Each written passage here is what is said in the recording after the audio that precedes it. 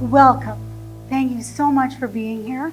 Some of you and I have already made an agreement. Do you remember this morning? I said, I'm going to talk this afternoon. You have to promise 2 things. Do you remember that? 1, you have to come back. And 2, you have to stay awake. So that's my goal right now. My job is keep you awake, keep you entertained. So you're with me? Awesome. You know, how many of you have learned something today? Isn't that amazing? All the people that we have around us have so much wisdom, right? And people we wouldn't even imagine. So I'm here to talk about confidence. And like Charlotte said, it's something I developed myself. I'm not saying that it's not out there, I'm just saying I didn't read it. And I break it down to 1 word. It's trust. Trust in yourself. Right? Imagine going into a new environment. How many of you came in without knowing anybody? Right? That's a little freaky. But you walk in, and when you have confidence, you trust yourself that no matter what happens, you're going to be okay. So that's my 1 word for confidence, is trust. Now I want to introduce you to my first client. My first client, as Charlotte mentioned, I've lost some weight, and so I deal with people who think about weight and issues relating to size and body image, things like that. So I started working with this client 3 years ago. And as she told me her story, as we got to know each other better, I asked if she'd be willing to let me share it. She said, okay.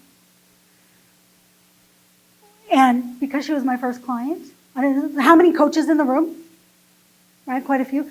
I don't know, when you first started, did you kind of let them talk a lot? Probably a little too much, right? So I got to know her really well. And she told me she always felt that she was never good enough. She always thought she had to try so hard.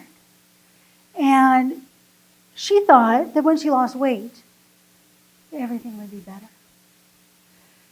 She told me about her lost and found games, right? You lose your keys and you find them. You lose your phone and you really find that fast. You lose weight, and guess what happens? You find it. So she lost weight, she gained weight. She lost weight, she gained weight. She lost weight and she thought, I'm never going back there again. And guess where she ended up? Right? Yeah. But she shared with me, she got fat when she was 4. She didn't know any other way. And, you know, the kids tease you. You don't feel like you're part of something. You don't feel like you belong. And she told me she also was diagnosed with major depressive disorder when she was 19. And went through cycles of suicidal thoughts, went through feeling hopeless. Even after she had kids, she didn't want to be alive. Right? You know when people say, hey, what about your kids? Don't you want to live for your kids? And she said, no, I love them. I love them. But they will be better off without me. Right? And I imagine in the size of this many women that some of us have had that thought, that the people we love will be better off if we're not here. That was her. She didn't know. She just kept pushing through. Push, push, push. If I try harder, it'll get better, it'll get easier. She never felt it get easier. She always wondered why, how come they're getting the raise? How come they're getting the job? I try so hard, how come no one sees what I'm doing? Right? Because she was always looking for outside things. We've heard so many people talk today about how we have to look inside. It's true. Because she was always looking outside of herself. And so I want to tell you something. I have my little bucket up here. There's the dollar store sticker. my friend, who's also a speaker, a reluctant speaker, I have to tell you, first of all, like, I love being here. I love speaking. But my friend, she does it. So she brings her bucket up with her. She calls it her puke bucket, just in case. Because to tell you, like, I love being here, but my heart's going. I'm shaking.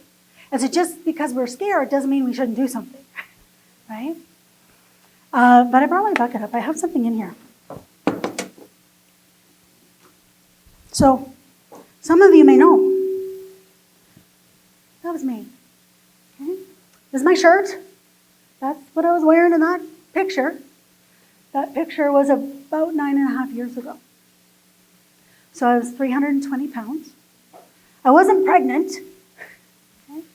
And this is a 5X. I thought that weight was my problem. I thought if I got smaller, everything would be better. Guess what? It wasn't. So what happened is I played the lost and found game. I had a gastric bypass almost 10 years ago. Because, everyone says, well, you exercise and you'll lose weight. I became a letter carrier. And I walked literally 20 kilometers a day. Some days 30. Like literally. With mail, up and downstairs. And guess what I did? I gained weight. When I started letter carrying, I was 275 pounds. And I gained weight. Right? And so I was fit and fat. It's true. It can happen. And that's the hard part, right? Is that when we look at someone, we make assumptions. I could climb any mountain at 280 pounds. I'm not allowed to carry anymore, but I could probably huff my way up there. And so we have these assumptions in our brain about us first. Because if I could only be that weight when I was in high school, if I could only, right? And so I lost 150 pounds at my most, right? I lost 150 pounds. And then I found 60 back. Yes! Right? The lost and found game. I found 60 of them. And this was about 3 years ago. And I said, all right, I never used to swear and now I do. So I don't mean to offend anyone, but I said, fuck no. I am not going back. Some of it was just about size, right? I did not fit. I didn't fit. I got kicked off a roller coaster because I couldn't do up the seatbelt. Every airplane seat, every sea train ride was just stressful because I couldn't fit in society. So I didn't want to go back to that. I didn't. But I wanted freedom, right? I always thought peace and joy were for other people. Peace and joy, like, who can laugh at a movie anyway? I couldn't. It might be funny, but I still wasn't laughing. And so I wanted peace. I wanted joy. I wanted to be able to walk in a room and not worry about what people thought of me. So I got to 320 pounds because I was trying to be small. I was trying to take up less space, right? We've heard other people speak about the space you take. You got to own our space. And I wanted to be small. And the smaller I wanted to be, the bigger I got. And so it's so fascinating. 3 years ago, I said, fuck no. We're not doing this again. And I had to do something different. So I learned in something, it was transformational for me, and it's called Transformation Weekend. And that's where I began my journey. And some of you I've spoken with and you've heard of it. Some of my friends here have been there. It's amazing. And I started there. It's a goal setting and achievement seminar. And I left with a goal. I'm going to work on my mental health. I'm going to figure this thing out. And I read a book called The Depression Cure. And have you heard it? Yeah. Dr. Stephen Alardi wrote it. It's good. It's good. But I'm going to tell you, I am still well medicated. Okay? I wouldn't say I'm cured of depression, but it has amazing tips in it. And so it's like, get outside. Take your vitamins. Exercise, right? Okay, all right. Goal for 2016. Self-care. That was it. So I took my vitamins. I started flossing my teeth for the first time ever, right? Just small things. And that's where I started. And once I was able to give myself the things that I needed, then guess what? I could do more, right? Because like we've been talking about, when you look outside for the things you need, you don't get them. But when you give them to yourself, that's where the gold is. That's where the confidence comes from. So, all right, we've been talking now a little bit. Oh, I remember Kelsey was saying she had 8:51. I was 8:52 when I just looked. And take out your phones. And I see you don't have to take a picture of the screen, because if you text me, I can give you your own copy, just a PDF, and I have all the written out, okay? Because I can't get into it all. I do these seminars on the Confident Way, and it's 2 hours, and I still don't have enough time. And so get out your phones. My phone number, I have a lovely way of saying it, and I think Jackie will like it. Jackie, are you here? So my phone number is 403, because I'm from Calgary based. You ready? It's 2 69s. Isn't that your favorite number? Okay. And then 70, because after 2 of them, you're good. Okay. That's my number. It's on my table, whatever. Okay? But if you want your own copy, text me, and I'll send you one, because I don't have time. But I want to highlight 3 things here. So we have restore. Remember I said I boil things down to one word. So the whole idea is trust. The first step is restore. So you think of restoring furniture. It's a lot of work, right? It's not pretty, and you have to work to get the grime out. You have to take the furniture apart. You have to put new fabric. And that's what we have to do for ourselves. So restore is self-care. And for me, that's not bubble baths. That's not getting my nails done. But it's journaling. It's being outside. Okay. This winter, those of you in Calgary, you go outside and you just hold your breath until you get to the car. And that's the only time you go outside, but it's refreshing, even those 2 seconds, right?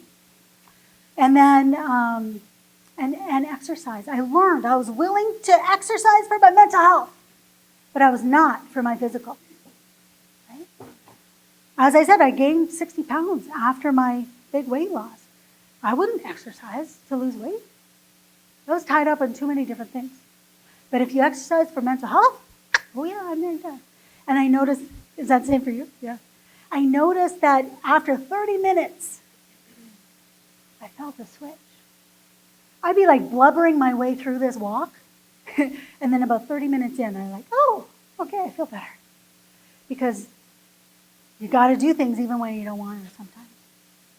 So that's number 1. So important. That's the foundation of everything. If I don't take care of myself, my cup is not full, and I have nothing left to give. And, and Lisa was talking about trouble parenting. Like, parenting, that's another thing for me.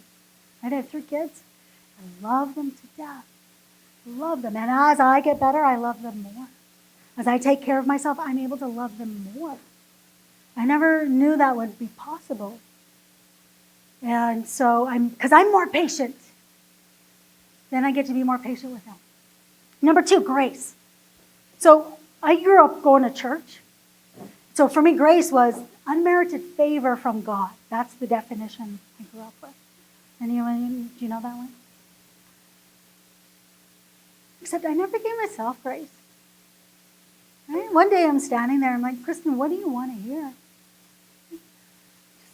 I just want someone to say it's okay. That's it. I just want to be told it's okay that I spilled, or it's okay that I didn't make it, or it's okay that I didn't do as much as I wanted to do. Because I had never told myself that. I didn't learn that from other people. So it was foundational, learning how to say, it's okay, Kristen. It's okay. You didn't do what you wanted to do. It's okay. It didn't go the way you wanted to go. Okay, fine. Because when has ever beating yourself up ever made it better? Has it ever? Anyone? Like, I asked this question in a seminar I was giving. And one woman said, well, yes, because my parents made me do all the homework, made me do all the activities, they made me do that, and that made me a better person. I said, okay. How do you feel? She's like, terrible. Yeah, right? So that's what I wanted, peace and joy. I didn't want to feel terrible. So for me, peace and joy came from saying it's okay.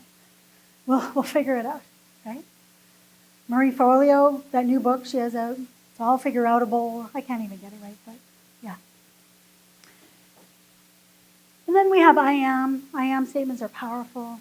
They're who we are already, but we just need to remind ourselves. So we say them out loud. Number 2, notice. So this is just being judgment-free. Oh, Kristen, I notice that there's like 10 mint truffle wrappers on the counter. I just noticed that.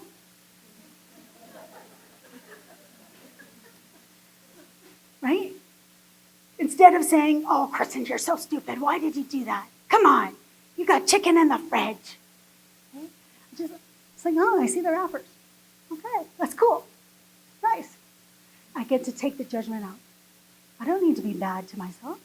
I just need to say, oh, there it is. Because noticing is powerful, even without anything else. But it takes me to step 5, and I love step 5. So, Kristen, here are the 10 wrappers. You obviously like lint truffles. I'm like, yes, I do. The white chocolate ones I call love in a wrapper. Kristen, what's going on? Well, I don't know. Okay. Are you willing to do something different? Right? We thought we didn't want to eat all this chocolate. That's what we thought. But we see it here, the evidence. Are you willing to do something different? And if the answer is yes, then you get to do something different. But if the answer is no, we get to just honor the no. One of my favorite psychologists, because I've seen a few, she said, it's like a boardroom table. And all the different parts of you are sitting around this boardroom table. So for me, I got a 3-year-old, I got a 7-year-old, I got a teenager that rolls her eyes all the time. Okay? And they're all just different developmental stages of me. And they learned coping strategies at different times. And so maybe the 3-year-old says, I learned how to get love and acceptance from food. I'm not willing to stop. Okay, good. It's good to know. Thank you for telling me. Because guess what? That's important. When we say we want to do something and we don't, that's information. If we take out the judgment, just say, oh, I noticed that I'm not doing what I thought I said I'd do. Then we get to figure out why. And are we willing to do something different? If we're not willing, that's okay. Then we just get to own it. You know, I'm not willing to do that right now. I was asking someone last week about working with him. I thought he was a personal trainer, right? I love being strong. He goes, well, actually, I just do mainly nutrition coaching. I said, okay, I'm actually not willing to do more in terms of what I eat, what I measure. Like, I don't want to do any of that. Right? It's good to know that. Because then I don't have to beat myself up about it. It's like, no, I'm not willing. Good. Then I can find someone who is a fit, because he's not. So those are the 3 things I want to highlight out of the 7 steps. And I was telling some people that I was chatting with you, giving you your morning hugs, your afternoon hugs. I got lots of hugs back there. And it's just when you come to know something so strongly, so passionately, that you just have to do something about it. You have to share. So that's what this is for me. So Transformation Weekend I have coming up in June. I do coaching, right? Like I do it all. But if this resonated with you, I would love to chat with you. because I know it's hard. I know. I've been there. It's still hard, right? It's still hard. So, thank you so much. What a blessing for me to be here. Thank you, Kristen. Thank you. Thanks so much.